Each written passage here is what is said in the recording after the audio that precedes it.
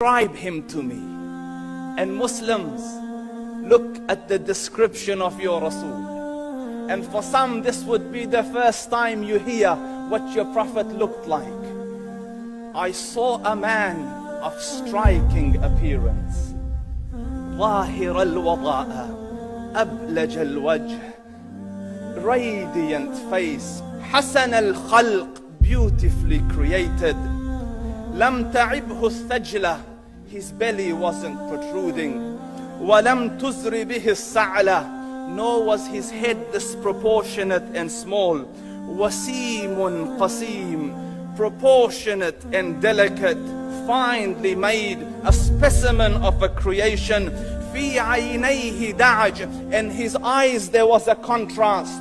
The dark was immensely dark, the white was excessively white. وفي أشفاره وطف, and his eyelashes were long. وفي صوته صهل, and in his voice was a natural echo. وفي عنقه سطع, and his neck was elegantly long. وفي لحيته كثاثة, his beard was full and thick. أزج أقرن, his eyebrows were arched, but they were not joint, it was separated. In summit فعليه الوقار, when he was silent, dignity covered him. وإن تكلم سماه وعلاه البهاء, and when he spoke it was audible and clear, almost commanding and overtaking. أجمل الناس وأبهاهم من بعيد, from afar the most striking and outstanding in appearance. وأحسنهم وأجملهم من قريب, and when he came near, the best of them and the most handsome of them in closeness. حلو المنطق, such an exalted and sweet level of logic. Like when he used to speak, it was so coherently logical, it was smooth and easy to understand. فصل لا نزر ولا هذر, he was to the point, not excessive nor too short. كأن منطقه خرزات نظم يتحدرن, his logic, his utterances, his words were like jewels coming out of a necklace, calculated, polished, one after the other, it would flow magically. ربعة, he was medium in height. Your eye didn't have to strain to look up at him, nor was it tedious to look down at him. He was a comfortable sight to look at. له رفقاء يحفون به, he had friends, the people that were with him, they were working around him to try to serve and protect him.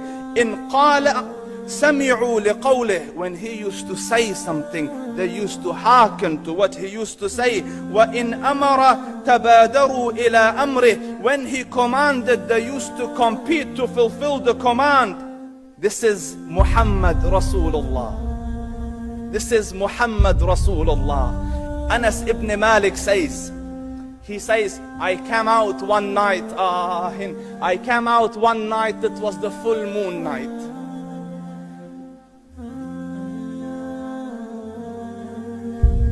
And I looked at the moon, and in the desert, understand, the moon is an awesome sight.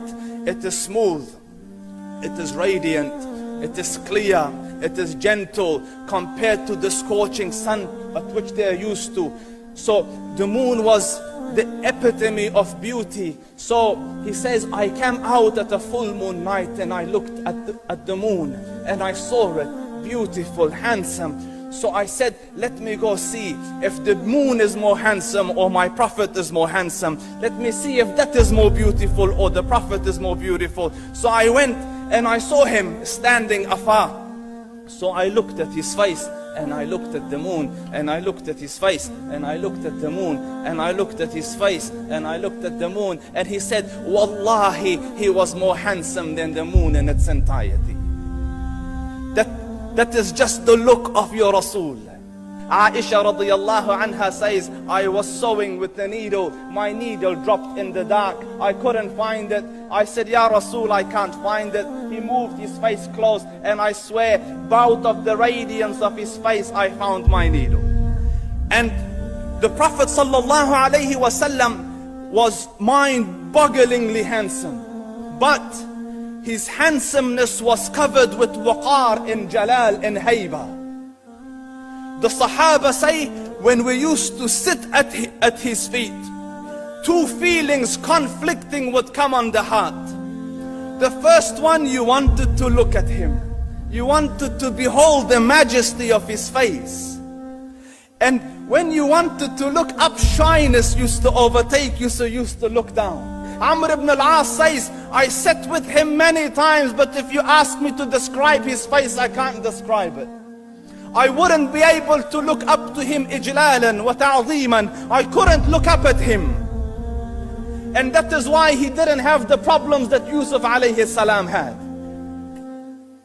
Because it was difficult to penetrate the awe and the splendor of the Rasul.